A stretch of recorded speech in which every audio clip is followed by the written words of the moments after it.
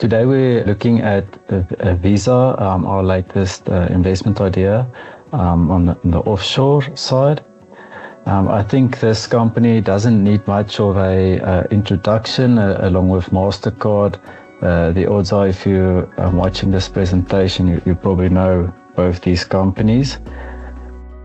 Both these companies are probably the largest players in the whole global payments industry. And the presentation should be fairly quick today, as the investment case is quite a simple one. To summarize it, these are high quality companies trading at a reasonable price, and then from there on you just need to monitor a couple of risks closely.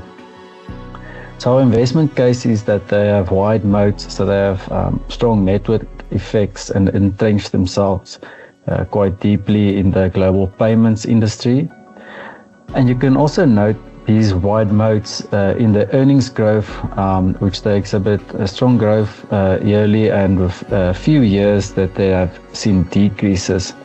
They also have high profitability margins, and these margins actually increase with time, showing also that they are a scalable business. As their revenues increase, they become more profitable. This also allows a company, if it becomes profitable or more profitable with time, it therefore also warrants a even higher pricing multiple, such as a higher average PE over time. They are capital light businesses, and this allows them to return most of their cash flows back to shareholders. And then there's also some themes that they should benefit from, such as the world shifting away from cash and checks to more a digital payments space. We like both companies, Visa and Mastercard.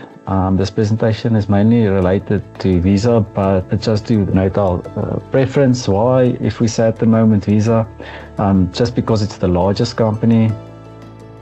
And then also just on if you look at a price to earnings multiple or valuation between the two compared to history. So Visa, it does have a lower PE, but also the relationship of which that PE is lower than Mastercard's. Currently it's trading at a bit of more of a discount.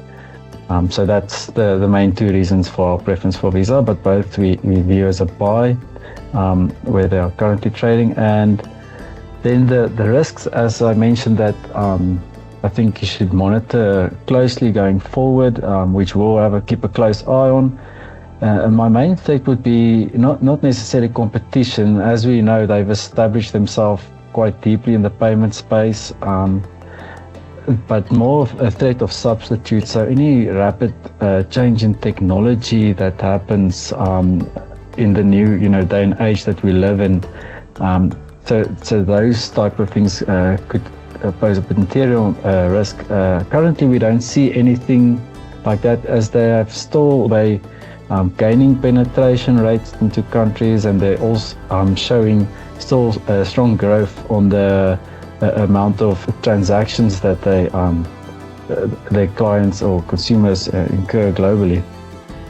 Regulation is also a main risk for these companies, and also it is a bit of a double-edged sword on this side, because there's something that also occurs, what they call regulatory capture with these companies. So that's where as companies get the regulation increases around them, they actually become their moats become stronger as the regulation intensifies. So let's say they build very strong processes in the stability and security of their transactions. It makes it harder for a new player to get all these systems up and running and make sure all those checks and everything in the background. So there's some benefit as well to that. But I would say these are the two main threats in my view, and to monitor them going forward is keep a close eye on that there should be a growth rate still remaining in the amount of dollar volumes of transactions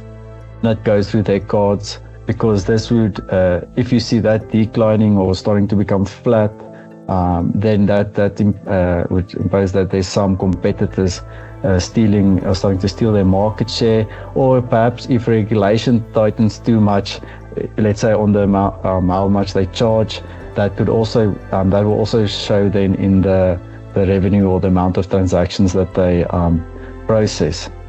Yeah, so taking all of this into account, these risks haven't materialized or haven't played out yet. We keep on monitoring, but due to the reasonable entry price combined with a strong type of quality companies, we have a buy recommendation on both.